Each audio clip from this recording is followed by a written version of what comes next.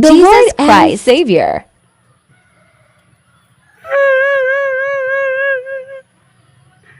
Hapit ang Pasko. Papagyapo ko mamitize. Tugay na ako lagi makontento. Apa ko mamitize.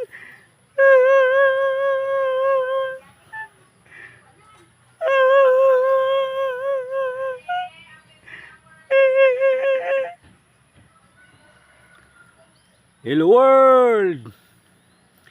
Ayaw ka gool nga wa pa ka monetize. Basta kami tuo ka sa atong Ginoong Hesukristo nga imong Ginoo mangluluwas. Na monetize ka na dito sa langit.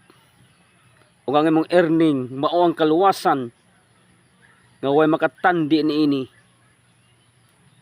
Siya ang pinakadakong blessing nga gihatag sa Dios sa atong kinabuhi.